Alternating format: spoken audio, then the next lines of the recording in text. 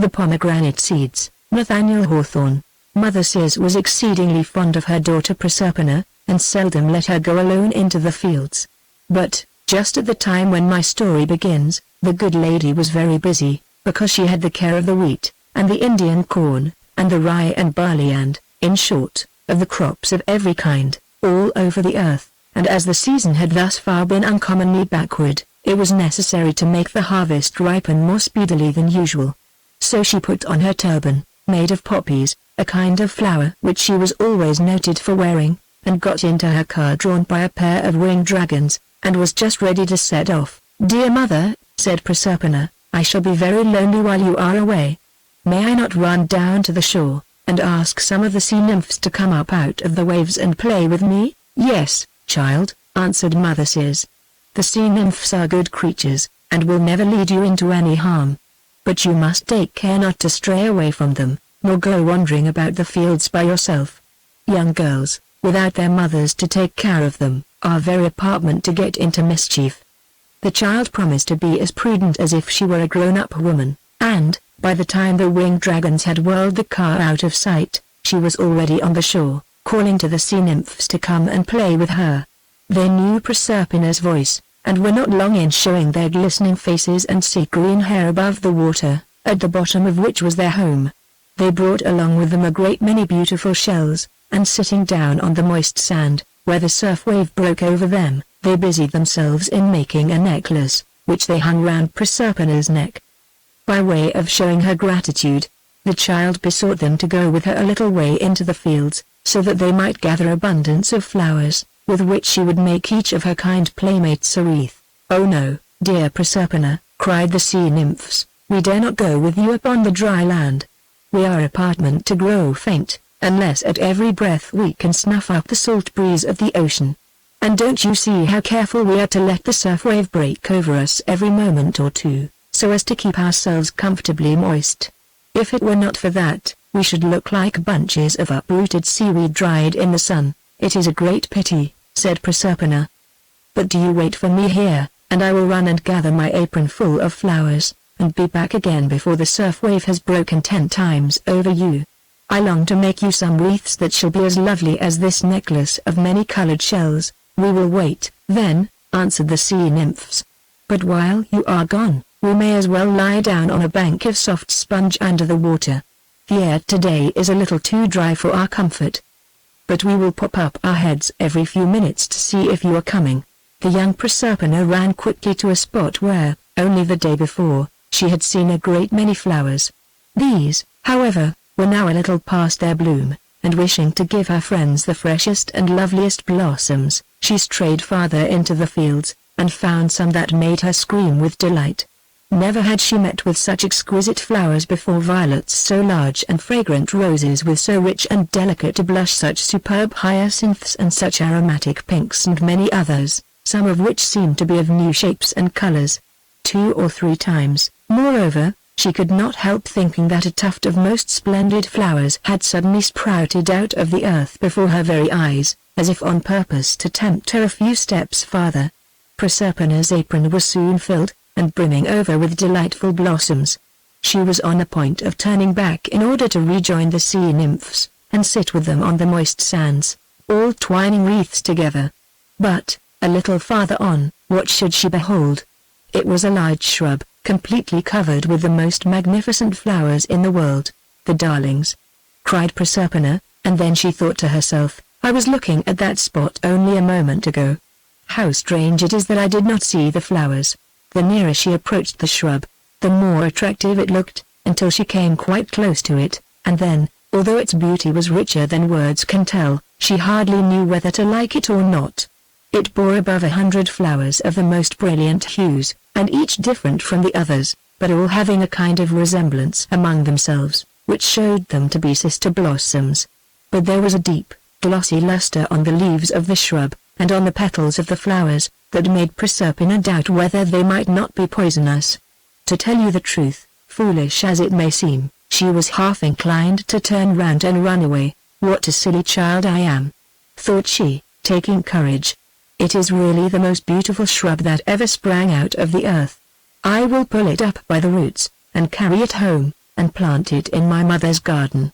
Holding up her apron full of flowers with her left hand, Proserpina seized the large shrub with the other, and pulled, but it was hardly able to loosen the soil about its roots. What a deep-rooted plant it was! Again the girl pulled with all her might, and observed that the earth began to stir and crack to some distance around the stem. She gave another pull, but relaxed her hold, fancying that there was a rumbling sound right beneath her feet. Did the roots extend down into some enchanted cavern? Then, laughing at herself for so childish a notion, she made another effort. Up came the shrub, and Proserpina staggered back, holding the stem triumphantly in her hand, and gazing at the deep hole which its roots had left in the soil. Much to her astonishment, this hole kept spreading wider and wider, and growing deeper and deeper, until it really seemed to have no bottom, and all the while, there came a rumbling noise out of its depths, louder and louder, and nearer, and sounding like the tramp of horses' hooves and the rattling of wheels. Too much frightened to run away, she stood straining her eyes into this wonderful cavity, and soon saw a team of 4 sable horses, snorting smoke out of their nostrils, and tearing their way out of the earth with a splendid golden chariot whirling at their heels. They leapt out of the bottomless hole, chariot and all, and there they were, tossing their black manes, flourishing their black tails, and curvetting with every one of their hoofs off the ground at once, close by the spot where Proserpina stood. In the chariot sat the figure of a man, richly dressed, with a crown on his head, all flaming with diamonds. He was of a noble aspect, and rather handsome, but looked sullen and discontented, and he kept rubbing his eyes and shading them with his hand, as if he did not live enough in the sunshine to be very fond of its light. As soon as this personage saw the affrighted Proserpina, he beckoned her to come a little nearer. "Do not be afraid," said he, with as cheerful a smile as he knew how to put on. "Come. Will you not like to ride a little way with me, in my beautiful chariot?" But Proserpina was so alarmed, that she wished for nothing but to get out of his reach. And no wonder. The stranger did not look remarkably good-natured, in spite of his smile, and as for his voice, its tones were deep and stern, and sounded as much like the rumbling of an earthquake underground than anything else. As is always the case with children in trouble, Proserpina's first thought was to call for her mother. "Mother Sis!" cried she, all in a tremble. "Come quickly and save me." But her voice was too faint for her mother to hear.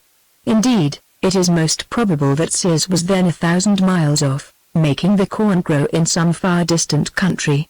Nor could it have availed her poor daughter, even had she been within hearing, for no sooner did Proserpina begin to cry out, than the stranger leapt to the ground, caught the child in his arms, and again mounted the chariot, shook the reins, and shouted to the 4 black horses to set off. They immediately broke into so swift a gallop, that it seemed rather like flying through the air than running along the earth. In a moment, Proserpina lost sight of the pleasant vale of Ina, in which she had always dwelt. Another instant, and even the summit of Mount Etna had become so blue in the distance, that she could scarcely distinguish it from the smoke that gushed out of its crater. But still the poor child screamed, and scattered her apron full of flowers along the way, and left a long cry trailing behind the chariot, and many mothers, to whose ears it came, ran quickly to see if any mischief had befallen their children. But Mother Sis was a great way off, and could not hear the cry. As they rode on, the stranger did his best to soothe her. "Why should you be so frightened, my pretty child?" said he, trying to soften his rough voice. "I promise not to do you any harm." "What? You have been gathering flowers? Wait till we come to my palace, and I will give you a garden full of prettier flowers than those, all made of pearls, and diamonds, and rubies. Can you guess who I am? They call my name Pluto, and I am the king of diamonds and all other precious stones. Every atom of the gold and silver that lies under the earth belongs to me, to say nothing of the copper and iron, and of the coal mines, which supply me with abundance of fuel. Do you see this splendid crown upon my head? You may have it for a plaything. Oh, we shall be very good friends, and you will find me more agreeable than you expect, when once we get out of this troublesome sunshine. Let me go home," cried Proserpina. "Let me go home. My home is better than your mother's," answered King Pluto. "It is a palace, all made of gold, with crystal windows, and because there is little or no sunshine thereabouts, the apartments are illuminated with diamond lamps. You never saw anything half so magnificent as my throne. If you like, you may sit down on it, and be my little queen, and I will sit on the footstool. I don't care for golden palaces and thrones," sobbed Proserpina. "Oh, my mother, carry me back to my mother." But King Pluto, as he called himself, only shouted to his steeds to go faster. "Pray do not be foolish, Proserpina," said he, in rather a sullen tone. "I offer you my palace and my crown, and all the riches that are under the earth, and you treat me as if I were doing you an injury. The one thing which my palace needs is a merry little maid, to run upstairs and down, and cheer up the rooms with her smile. And this is what you must do for King Pluto." "Never," answered Proserpina, looking as miserable as she could. "I shall never smile again till you set me down at my mother's door." But she might just as well have talked to the wind that whistled past them, for Pluto urged on his horses, and went faster than ever. Proserpina continued to cry out, and screamed so long and so loudly that her poor little voice was almost screamed away, and when it was nothing but a whisper, she happened to cast her eyes over a great broad field of waving grain, and whom do you think she saw? Who? But Mother Ceres, making the corn grow, and too busy to notice the golden chariot as it went rattling along. The child mustered all her strength, and gave one more scream, but was out of sight before Ceres had time to turn her head. King Pluto had taken a road which now began to grow excessively gloomy. It was bordered on each side with rocks and precipices, between which the rumbling of the chariot wheels was reverberated with a noise like rolling thunder. The trees and bushes that grew in the crevices of the rocks had very dismal foliage, and by, although it was hardly noon, the air became obscured with a great twilight. The black horses had rushed along so swiftly, that they were already beyond the limits of the sunshine. But the duskier it grew, the more did Pluto's visage assume an air of satisfaction. After all, he was not an ill-looking person, especially when he left off twisting his features into a smile that did not belong to them. Proserpina peeped at his face through the gathering dusk, and hoped that he might not be so very wicked as she at first thought him. "Ah, this twilight is truly refreshing," said King Pluto, after being so tormented with that ugly and impertinent glare of the sun. "How much more agreeable is lamplight or torchlight, more particularly when reflected from diamonds. It will be a magnificent sight, when we get to my palace." "Is it much farther?" asked Proserpina. "And will you carry me back when I have seen it?" "We will talk of that by and by," answered Pluto. "We are just entering my dominions. Do you see that tall gateway before us? When we pass those gates, we are at home. And there lies my faithful mastiff at the threshold. Cerberus, Cerberus, come hither, my good dog." So saying, Pluto pulled at the reins, and stopped the chariot right between the tall, massive pillars of the gateway. The mastiff of which he had spoken got up from the threshold, and stood on his hinder legs, so as to put his forepaws on the chariot wheel. But, my stars, what a strange dog it was! Why, he was a big, rough, ugly-looking monster, with 3 separate heads, and each of them fiercer than the 2 others, but fierce as they were, King Pluto patted them all. He seemed as fond of his 3-headed dog as if it had been a sweet little spaniel, with silken ears and curly hair. Cerberus, on the other hand, was evidently rejoiced to see his master, and expressed his attachment, as other dogs do, by wagging his tail at a great rate. Proserpina's eyes being drawn to it by its brisk motion, she saw that this tail was neither more nor less than a live dragon, with fiery eyes, and fangs that had a very poisonous aspect. And while the 3-headed Cerberus was fawning so lovingly on King Pluto, there was the dragon tail wagging against its will, and looking as cross and ill-natured as you can imagine, on its own separate account. "Will the dog bite me?" asked Proserpina, shrinking closer to Pluto. "What an ugly creature he is!" "Oh, never fear," answered her companion. "He never harms people, unless they try to enter my dominions without being sent for, or to get away when I wish to keep them here. Down, Cerberus. Now, my pretty Proserpina, we will drive on." On went the chariot, and King Pluto seemed greatly pleased to find himself once more in his own kingdom. He drew Proserpina's attention to the rich veins of gold that were to be seen among the rocks, and pointed to several places where one stroke of a pickaxe would loosen a bushel of diamonds. All along the road, indeed, there were sparkling gems, which would have been of inestimable value above ground, but which here were reckoned of the meaner sort and hardly worth a beggar's stooping for. Not far from the gateway, they came to a bridge, which seemed to be built of iron. Pluto stopped the chariot, and bade Proserpina look at the stream which was gliding so lazily beneath it. Never in her life had she beheld so torpid, so black, so muddy-looking a stream. Its waters reflected no images of anything that was on the banks, and it moved as sluggishly as if it had quite forgotten which way it ought to flow, and had rather stagnate than flow either one way or the other. "This is the river Lethe," observed King Pluto.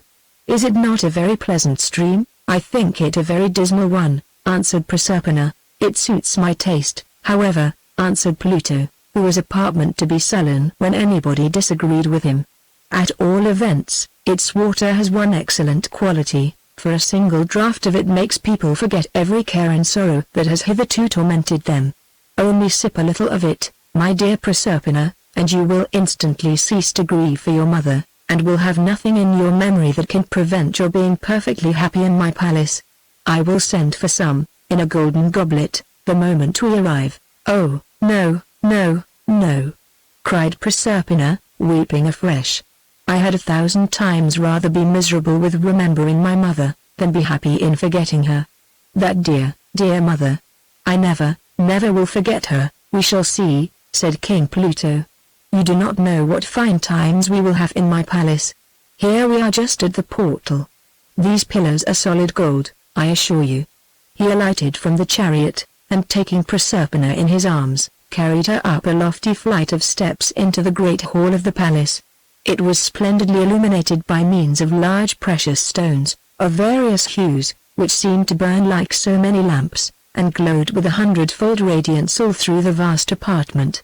And yet there was a kind of gloom in the midst of this enchanted light, nor was there a single object in the hall that was really agreeable to behold, except the little Proserpina herself, a lovely child, with one earthly flower which she had not let fall from her hand.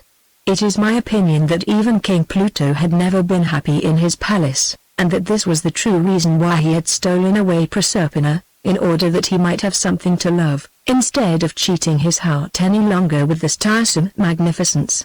And, though he pretended to dislike the sunshine of the upper world, yet the effect of the child's presence, bedimmed as she was by her tears, was as if a faint and watery sunbeam had somehow or other found its way into the enchanted hall. Pluto now summoned his domestics, and bade them lose no time in preparing a most sumptuous banquet, and above all things, not to fail of setting a golden beaker of the water of Lethe by Proserpina's plate. "I will neither drink that nor anything else," said Proserpina. "Nor will I taste a morsel of food, even if you keep me forever in your palace." "I should be sorry for that," replied King Pluto, patting her cheek, for he really wished to be kind, if he had only known how. "You are a spoiled child, I perceive, my little Proserpina. But when you see the nice things which my cook will make for you, your appetite will quickly come again." Then, sending for the head cook, he gave strict orders that all sorts of delicacies, such as young people are usually fond of, should be set before Proserpina. He had a secret motive in this, for, you are to understand, it is a fixed law, that when persons are carried off to the land of magic, if they once taste any food there, they can never get back to their friends. Now, if King Pluto had been cunning enough to offer Proserpina some fruit, or bread and milk, which was the simple fare to which the child had always been accustomed, it is very probable that she would soon have been tempted to eat it. But he left the matter entirely to his cook, who, like all other cooks, considered nothing fit to eat unless it were rich pastry, or highly seasoned meat, or spiced sweet cakes, things which Proserpina's mother had never given her, and the smell of which quite took away her appetite, instead of sharpening it. But my story must now clamber out of King Pluto's dominions, and see what Mother Ceres had been about, since she was bereft of her daughter. We had a glimpse of her, as you remember, half hidden among the waving grain, while the 4 black steeds were swiftly whirling along the chariot, in which her beloved Proserpina was so unwillingly borne away. You recollect, too, the loud scream which Proserpina gave, just when the chariot was out of sight. Of all the child's outcries, this last shriek was the only one that reached the ears of Mother Sears. She had mistaken the rumbling of the chariot wheels for a peal of thunder, and imagined that a shower was coming up, and that it would assist her in making the corn grow. But, at the sound of Proserpina's shriek, she started, and looked about in every direction, not knowing whence it came, but feeling almost certain that it was her daughter's voice. It seemed so unaccountable, however, that the girl should have strayed over so many lands and seas, which she herself could not have traversed without the aid of her winged dragons, that the good Sears tried to believe that it must be the child of some other parent, and not her own darling Proserpina, who had uttered this lamentable cry. Nevertheless, it troubled her with a vast many tender fears, such as are ready to bestir themselves in every mother's heart, when she finds it necessary to go away from her dear children without leaving them under the care of some maiden aunt, or other such faithful guardian. So she quickly left the field in which she had been so busy, and, as her work was not half done, the grain looked, next day, as if it needed both sun and rain, and as if it were blighted in the ear, and had something the matter with its roots. The pair of dragons must have had very nimble wings, for, in less than an hour, Mother Sears had alighted at the door of her home, and found it empty. Knowing, however, that the child was fond of sporting on the seashore, she hastened thither as fast as she could, and there beheld the wet faces of the poor sea nymphs peeping over a wave. All this while, the good creatures had been waiting on the bank of sponge, and once, every half-minute or so, had popped up their foreheads above water, to see if their playmate were yet coming back. When they saw Mother Sears, they sat down on the crest of the surf wave, and let it toss them ashore at her feet. "Where is Proserpina?" cried Sears. "Where is my child? Tell me, you naughty sea nymphs, have you enticed her under the sea?" "Oh, no, good Mother Sears," said the innocent sea nymphs, tossing back their green winglets, and looking her in the face. "We never should dream of such a thing. Proserpina has been at play with us, it is true, but she left us a long while ago, meaning only to run a little way upon the dry land, and gather some flowers for a wreath. This was early in the day, and we have seen nothing of her since." Sears scarcely waited to hear what the nymphs had to say, before she hurried off to make inquiries all through the neighborhood. But nobody told her anything that would enable the poor mother to guess what had become of Proserpina. A fisherman, it is true, had noticed her little footprints in the sand, as he went homeward along the beach with a basket of fish. A rustic had seen the child stooping to gather flowers. Several persons had heard either the rattling of chariot wheels, or the rumbling of distant thunder, and one old woman, while plucking vervain and catnip, had heard a scream, but supposed it to be some childish nonsense, and therefore did not take the trouble to look up. The stupid people!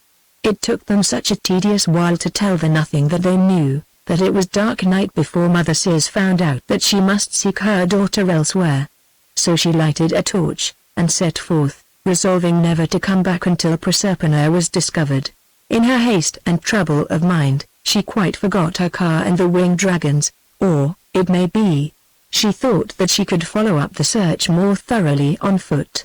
At all events, this was the way in which she began her sorrowful journey, holding her torch before her, and looking carefully at every object along the path. And as it happened, she had not gone far before she found one of the magnificent flowers which grew on the shrub that Proserpina had pulled up. "Ha!" thought Mother Sears, examining it by torchlight. "Here is mischief in this flower. The earth did not produce it by any help of mine, nor of its own accord.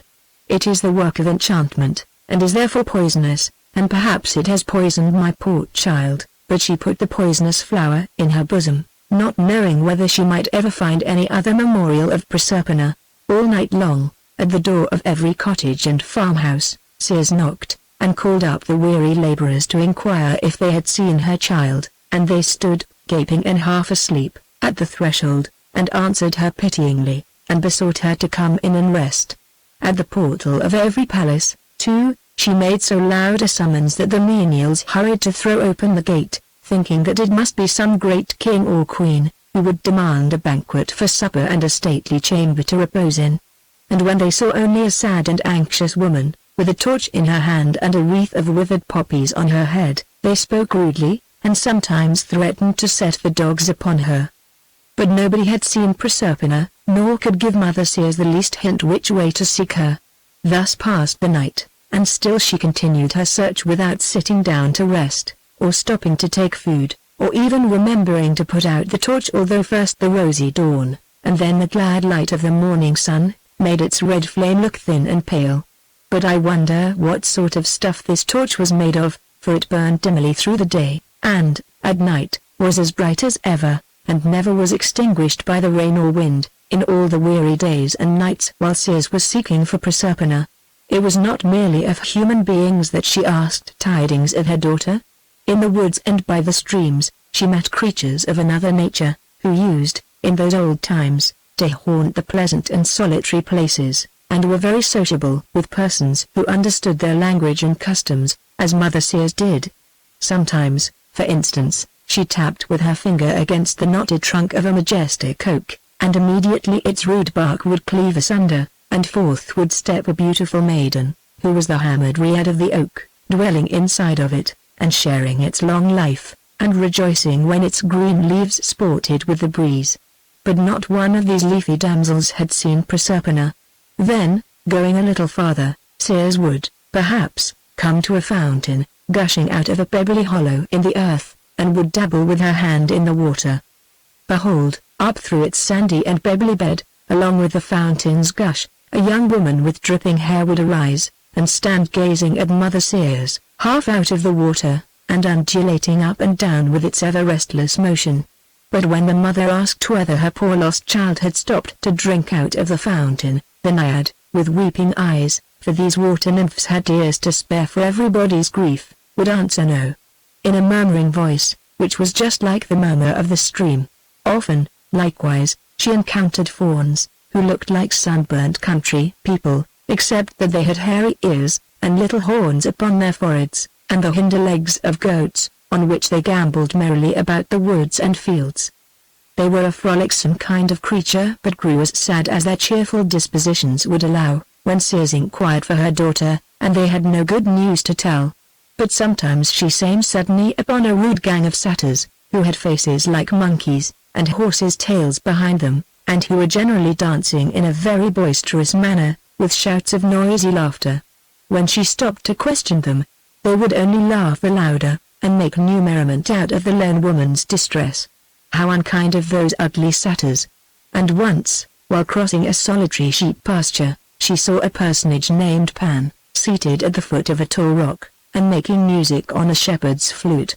He, too, had horns, and hairy ears, and goat's feet, but, being acquainted with Mother Sears, he answered her question as civilly as he knew how, and invited her to taste some milk and honey out of a wooden bowl. But neither could Pan tell her what had become of Proserpina, any better than the rest of these wild people. And thus Mother Sears went wandering about for 9 long days and nights, finding no trace of Proserpina, unless it were now and then a withered flower, and these she picked up and put in her bosom, because she fancied that they might have fallen from her poor child's hand. All day she travelled onward through the hot sun, and, at night again, the flame of the torch would redden and gleam along the pathway, and she continued her search by its light, without ever sitting down to rest. On the 10th day, she chanced to espy the mouth of a cavern within which, though it was bright noon everywhere else, there would have been only a dusky twilight, but it so happened that a torch was burning there. It flickered, and struggled with the duskiness, but could not half light up the gloomy cavern with all its melancholy glimmer. Sears was resolved to leave no spot without a search, so she peeped into the entrance of the cave, and lighted it up a little more, by holding her own torch before her. In so doing, she caught a glimpse of what seemed to be a woman, sitting on the brown leaves of the last autumn, a great heap of which had been swept into the cave by the wind. This woman, if woman it were, was by no means so beautiful as many of her sex, for her head, they tell me, was shaped very much like a dog's, and, by way of ornament, she wore a wreath of snakes around it. But Mother Sears, the moment she saw her, knew that this was an odd kind of a person, who put all her enjoyment in being miserable, and never would have a word to say to other people, unless they were as melancholy and wretched as she herself delighted to be. I am wretched enough now, thought poor Sears, to talk with this melancholy Hecate, was she 10 times sadder than ever she was yet. So she stepped into the cave, and sat down on the withered leaves by the dog-headed woman's side. In all the world, since her daughter's loss, she had found no other companion. "O Hecate," said she, "if ever you lose a daughter, you will know what sorrow is. Tell me, for pity's sake, have you seen my poor child Proserpina pass by the mouth of your cavern?" "No," answered Hecate, in a cracked voice, and sighing betwixt every word or two. "No, Mother Ceres, I have seen nothing of your daughter. But my ears, you must know, are made in such a way, that all cries of distress and affright all over the world are pretty sure to find their way to them, and 9 days ago, as I sat in my cave, making myself very miserable, I heard the voice of a young girl, shrieking as if in great distress. Something terrible has happened to the child, you may rest assured. As well as I could judge, a dragon, or some other cruel monster, was carrying her away." "You kill me by saying so," cried Ceres, almost ready to faint. "Where was the sound, and which way did it seem to go?" "It passed very swiftly along," said Hecate, "and, at the same time, there was a heavy rumbling of wheels towards the eastward. I can tell you nothing more, except that, in my honest opinion, you will never see your daughter again. The best advice I can give you is, to take up your abode in this cavern, where we will be the 2 most wretched women in the world." "Not yet, dark Hecate," replied Ceres. "But do you first come with your torch, and help me to seek for my lost child. And when there shall be no more hope of finding her, if that black day is ordained to come, then, if you will give me room to fling myself down, either on these withered leaves or on the naked rock, I will show what it is to be miserable. But, until I know that she has perished from the face of the earth, I will not allow myself space even to grieve." The dismal Hecate did not much like the idea of going abroad into the sunny world. But then she reflected that the sorrow of the disconsolate Ceres would be like a gloomy twilight round about them both. Let the sun shine ever so brightly, and that therefore she might enjoy her bad spirits quite as well as if she were to stay in the cave. So she finally consented to go, and they set out together, both carrying torches, although it was broad daylight and clear sunshine. The torchlight seemed to make a gloom, so that the people whom they met, along the road, could not very distinctly see their figures, and, indeed, if they once caught a glimpse of Hecate, with the wreath of snakes round her forehead, they generally thought it prudent to run away, without waiting for a second glance. As the pair travelled along in this woebegone manner, a thought struck Ceres. "There is one person," she exclaimed, "who must have seen my poor child, and can doubtless tell what has become of her. Why did not I think of him before? It is Phoebus." "What?" said Hecate, "the young man that always sits in the sunshine." "Oh, pray do not think of going near him. He is a gay, light, frivolous young fellow, and will only smile in your face. And besides, there is such a glare of the sun about him, that he will quite blind my poor eyes, which I have almost wept away already." "You have promised to be my companion," answered Ceres. "Come, let us make haste, or the sunshine will be gone, and Phoebus along with it." Accordingly, they went along in quest of Phoebus, both of them sighing grievously, and Hecate, to say the truth, making a great deal worse lamentation than Ceres, for all the pleasure she had, you know, lay in being miserable, and therefore she made the most of it.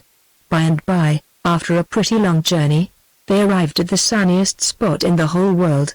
That they beheld a beautiful young man, with long, curling ringlets, which seemed to be made of golden sunbeams. His garments were like light summer clouds, and the expression of his face was so exceedingly vivid, that Hecate held her hands before her eyes, muttering that he ought to wear a black veil. Phoebus, for this was the very person whom they were seeking, had a lyre in his hands, and was making its chords tremble with sweet music, at the same time singing a most exquisite song, which he had recently composed. For, beside a great many other accomplishments, this young man was renowned for his admirable poetry. As Ceres and her dismal companion approached him, Phoebus smiled on them so cheerfully that Hecate's wreath of snakes gave a spiteful hiss, and Hecate heartily wished herself back in her cave. But as for Ceres, she was too earnest in her grief either to know or care whether Phoebus smiled or frowned. "Phoebus," exclaimed she, "I am in great trouble, and have come to you for assistance. Can you tell me what has become of my dear child Proserpina? Proserpina? Proserpina? Did you call her name? Answered Phoebus, endeavoring to recollect, for there was such a continual flow of pleasant ideas in his mind, that he was apartment to forget what had happened no longer ago than yesterday. Ah, yes, I remember her now. A very lovely child, indeed. I am happy to tell you, my dear madam, that I did see the little Proserpina not many days ago. You may make yourself perfectly easy about her. She is safe, and in excellent hands. Oh, where is my dear child? Cried Ceres, clasping her hands, and flinging herself at his feet. Why, said Phoebus, and as he spoke he kept touching his lyre so as to make a thread of music run in and out among his words as the little damsel was gathering flowers, and she has really a very exquisite taste for flowers. She was suddenly snatched up by King Pluto, and carried off to his dominions. I have never been in that part of the universe, but the royal palace, I am told, is built in a very noble style of architecture, and of the most splendid and costly materials. Gold, diamonds, pearls, and all manner of precious stones will be your daughter's ordinary playthings. I recommend to you, my dear lady, to give yourself no uneasiness. Proserpina's sense of beauty will be duly gratified, and even in spite of the lack of sunshine, she will lead a very enviable life. Hush! Say not such a word, answered Ceres, indignantly. What is there to gratify her heart? What are all the splendors you speak of without affection? I must have her back again. Will you go with me? You go with me, Phoebus, to demand my daughter of this wicked Pluto? Pray excuse me, replied Phoebus, with an elegant obeisance. I certainly wish you success, and regret that my own affairs are so immediately pressing that I cannot have the pleasure of attending you. Besides, I am not upon the best of terms with King Pluto. To tell you the truth, his three-headed mastiff would never let me pass the gateway, for I should be compelled to take a sheaf of sunbeams along with me, and those, you know, are forbidden things in Pluto's kingdom. Ah, Phoebus, said Ceres, with bitter meaning in her words, you have a harp instead of a heart. Farewell. Will not you stay a moment, asked Phoebus, and hear me turn the pretty and touching story of Proserpina into extemporary verses? But Ceres shook her head, and hastened away, along with Hecate. Phoebus, who, as I have told you, was an exquisite poet, forthwith began to make an ode about the poor mother's grief, and, if we were to judge of his sensibility by this beautiful production, he must have been endowed with a very tender heart. But when a poet gets into the habit of using his heartstrings to make chords for his lyre, he may thrum upon them as much as he will, without any great pain to himself. Accordingly, though Phoebus sang a very sad song, he was as merry all the while as were the sunbeams amid which he dwelt. Poor Mother Ceres had now found out what had become of her daughter, but was not a whit happier than before. Her case, on the contrary, looked more desperate than ever. As long as Proserpina was above ground, there might have been hopes of regaining her. But now that the poor child was shut up within the iron gates of the King of the Mines, at the threshold of which lay the three-headed Cerberus, there seemed no possibility of her ever making her escape. The dismal Hecate, who loved to take the darkest view of things, told Ceres that she had better come with her to the cavern, and spend the rest of her life in being miserable. Ceres answered, that Hecate was welcome to go back thither herself, but that, for her part, she would wander about the earth in quest of the entrance to King Pluto's dominions. And Hecate took her at her word, and hurried back to her beloved cave, frightening a great many little children with a glimpse of her dog's face as she went. Poor Mother Ceres! It is melancholy to think of her, pursuing her toilsome way, all alone, and holding up that never-dying torch, the flame of which seemed an emblem of the grief and hope that burned together in her heart. So much did she suffer, that, though her aspect had been quite youthful when her troubles began, she grew to look like an elderly person in a very brief time. She cared not how she was dressed, nor had she ever thought of flinging away the wreath of withered poppies, which she put on the very morning of Proserpina's disappearance. She roamed about in so wild a way, and with her hair so dishevelled, that people took her for some distracted creature, and never dreamed that this was Mother Ceres, who had the oversight of every seed which the husbandman planted. Nowadays, however, she gave herself no trouble about seed time nor harvest, but left the farmers to take care of their own affairs. and the crops to fade or flourish, as the case might be. There was nothing, now, in which Sears seemed to feel an interest, unless when she saw children at play, or gathering flowers along the wayside. Then, indeed, she would stand and gaze at them with tears in her eyes. The children, too, appeared to have a sympathy with her grief, and would cluster themselves in a little group about her knees, and look up wistfully in her face, and Sears, after giving them a kiss all round, would lead them to their homes, and advise their mothers never to let them stray out of sight. For if they do, said she, it may happen to you, as it has to me, that the iron-hearted King Pluto will take a liking to your darlings, and snatch them up in his chariot, and carry them away. One day, during her pilgrimage in quest of the entrance to Pluto's kingdom, she came to the palace of King Cyrus, who reigned at Eleusis. Ascending a lofty flight of steps, she entered the portal, and found the royal household in very great alarm about the queen's baby. The infant, it seems, was sickly, being troubled with its teeth, I suppose, and would take no food, and was all the time moaning with pain. The queen, her name was Metaneira, was desirous of finding a nurse, and when she beheld a woman of matronly aspect coming up the palace steps, she thought, in her own mind, that here was the very person whom she needed. So Queen Metaneira ran to the door, with the poor wailing baby in her arms, and besought Sears to take charge of it, or, at least, to tell her what would do it good. "Will you trust the child entirely to me?" asked Sears. "Yes, and gladly, too," answered the queen, "if you will devote all your time to him. For I can see that you have been a mother." "You're right," said Sears. "I once had a child of my own. Well, I will be the nurse of this poor, sickly boy. But beware, I warn you, that you do not interfere with any kind of treatment which I may judge proper for him. If you do so, the poor infant must suffer for his mother's folly." Then she kissed the child, and it seemed to do him good, for he smiled and nestled closely into her bosom. So Mother Sears set her torch in a corner, where it kept burning all the while, and took up her abode in the palace of King Cyrus, as nurse to the little Prince Demophoon. She treated him as if he were her own child, and allowed neither the king nor the queen to say whether he should be bathed in warm or cold water, or what he should eat, or how often he should take the air, or when he should be put to bed. You would hardly believe me, if I were to tell how quickly the baby prince got rid of his ailments, and grew fat, and rosy, and strong, and how he had 2 rows of ivory teeth in less time than any other little fellow, before or since. Instead of the palest, and wretchedest, and puniest imp in the world, as his own mother confessed him to be, when Sears first took him in charge, he was now a strapping baby, crowing, laughing, kicking up his heels, and rolling from one end of the room to the other. All the good women of the neighborhood crowded to the palace, and held up their hands, in unutterable amazement, at the beauty and wholesomeness of this darling little prince. Their wonder was the greater, because he was never seen to taste any food, not even so much as a cup of milk. "Pray, nurse," the queen kept saying, "how is it that you make the child thrive so?" "I was a mother once," Sears always replied, "and having nursed my own child, I know what other children need."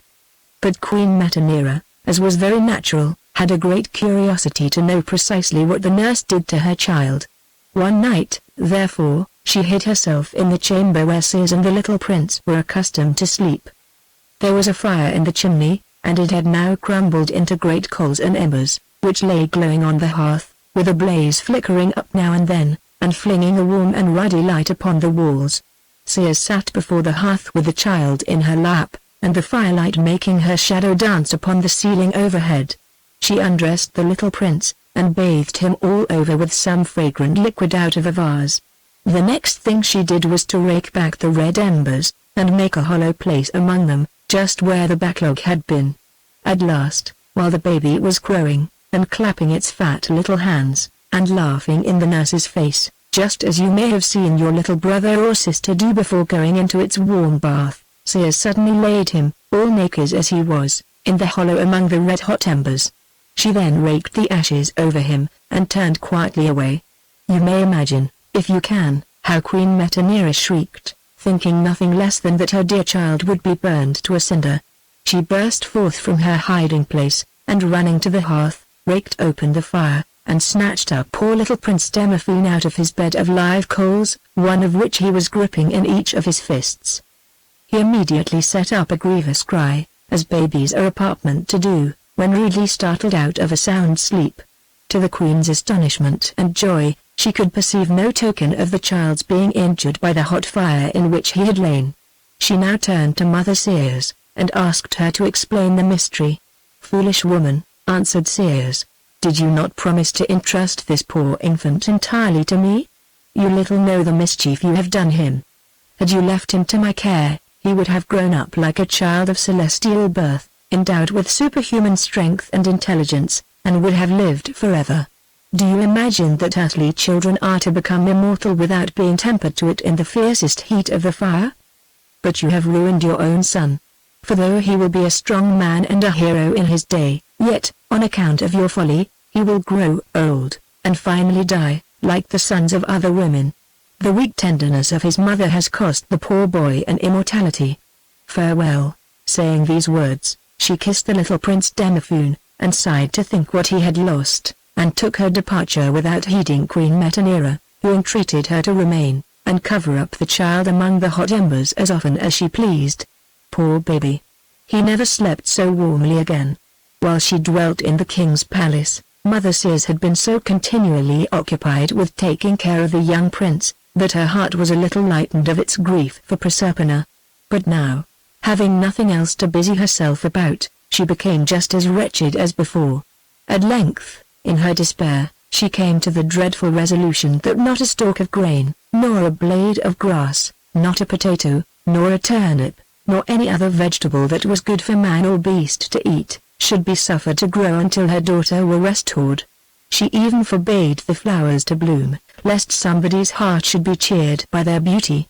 Now, as not so much as a head of asparagus ever presumed to poke itself out of the ground, without the especial permission of Sears, you may conceive what a terrible calamity had here fallen upon the earth. The husbandman ploughed and planted as usual, but there lay the rich black furrows, all as barren as a desert of sand.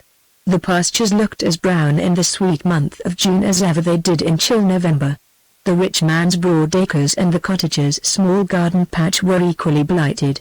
Every little girl's flower bed showed nothing but dry stalks. The old people shook their white heads, and said that the earth had grown aged like themselves, and was no longer capable of wearing the warm smile of summer on its face. It was really piteous to see the poor, starving cattle and sheep, how they followed behind Sears, lowing and bleating, as if their instinct taught them to expect help from her, and everybody that was acquainted with her power besought her to have mercy on the human race, and, at all events, to let the grass grow. But Mother Sears, though naturally of an affectionate disposition, was now inexorable. "Never," said she. "If the earth is ever again to see any verdure, it must first grow along the path which my daughter will tread in coming back to me." Finally, as there seemed to be no other remedy, our old friend Quicksilver was sent post-haste to King Pluto, in hopes that he might be persuaded to undo the mischief he had done, and to set everything right again, by giving up Proserpina. Quicksilver accordingly made the best of his way to the great gate, took a flying leap right over the three-headed mastiff, and stood at the door of the palace in an inconceivably short time. The servants knew him both by his face and garb, for his short cloak, and his winged cap and shoes, and his snaky staff had often been seen thereabouts in times gone by. He requested to be shown immediately into the king's presence, and Pluto, who heard his voice from the top of the stairs, and who loved to recreate himself with Quicksilver's merry talk, called out to him to come up. And while they settled their business together, we must inquire what Proserpina had been doing ever since we saw her last. The child had declared, as you may remember, that she would not taste a mouthful of food as long as she should be compelled to remain in King Pluto's palace. How she contrived to maintain her resolution, and at the same time to keep herself tolerably plump and rosy, is more than I can explain, but some young ladies, I am given to understand, possess the faculty of living on air, and Proserpina seems to have possessed it too. At any rate, it was now 6 months since she left the outside of the earth, and not a morsel, so far as the attendants were able to testify, had yet passed between her teeth. This was the more creditable to Proserpina, inasmuch as King Pluto had caused her to be tempted day by day, with all manner of sweetmeats, and richly preserved fruits, and delicacies of every sort, such as young people are generally most fond of. But her good mother had often told her of the hurtfulness of these things, and for that reason alone, if there had been no other, she would have resolutely refused to taste them. All this time, being of a cheerful and active disposition, the little damsel was not quite so unhappy as you may have supposed. The immense palace had 1,000 rooms, and was full of beautiful and wonderful objects. There was a never-ceasing gloom, it is true, which half hid itself among the innumerable pillars, gliding before the child as she wandered among them, and treading stealthily behind her in the echo of her footsteps.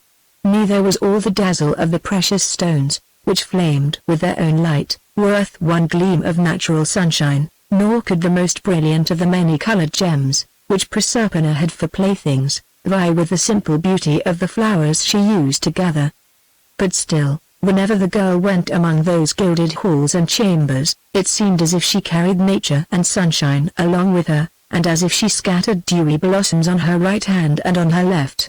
After Proserpina came, the palace was no longer the same abode of stately artifice and dismal magnificence that it had before been.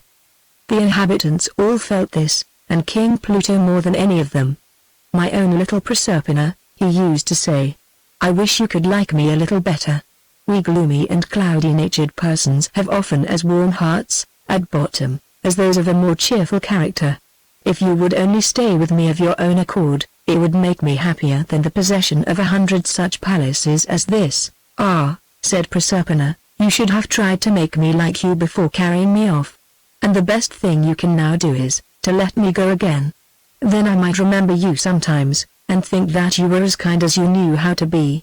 Perhaps, too, one day or other, I might come back, and pay you a visit." "No, no," answered Pluto, with his gloomy smile, "I will not trust you for that. You are too fond of living in the broad daylight, and gathering flowers. What an idle and childish taste that is! And not these gems, which I have ordered to be dug for you, and which are richer than any in my crown, are they not prettier than a violet?" "Not half so pretty," said Proserpina, snatching the gems from Pluto's hand, and flinging them to the other end of the hall. "Oh my sweet violets, shall I never see you again?" And then she burst into tears.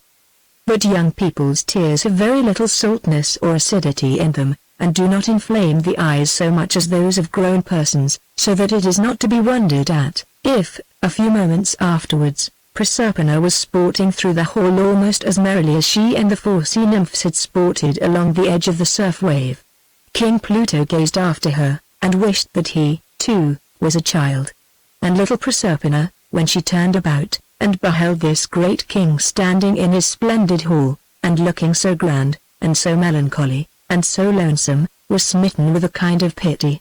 She ran back to him, and, for the first time in all her life, put her small, soft hand in his. "I love you a little," whispered she, looking up in his face. "Do you, indeed, my dear child?" cried Pluto, bending his dark face down to kiss her. But Proserpina shrank away from the kiss, for, though his features were noble, they were very dusky and grim. "Well, I have not deserved it of you, after keeping you a prisoner for so many months, and starving you besides. Are you not terribly hungry? Is there nothing which I can get you to eat?" In asking this question, the king of the mines had a very cunning purpose, for, you will recollect, if Proserpina tasted a morsel of food in his dominions, she would never afterwards be at liberty to quit them. "No indeed," said Proserpina.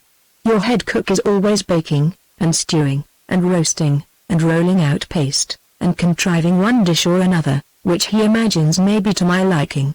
But he might just as well save himself the trouble, poor, fat little man that he is. I have no appetite for anything in the world, unless it were a slice of bread, of my mother's own baking, or a little fruit out of her garden." When Pluto heard this, he began to see that he had mistaken the best method of tempting Proserpina to eat. The cook's made dishes and artificial dainties were not half so delicious, in the good child's opinion, as the simple fare to which Mother Cis had accustomed her. Wondering that he had never thought of it before, the king now sent one of his trusty attendants with a large basket, to get some of the finest and juiciest pears, peaches, and plums which could anywhere be found in the upper world.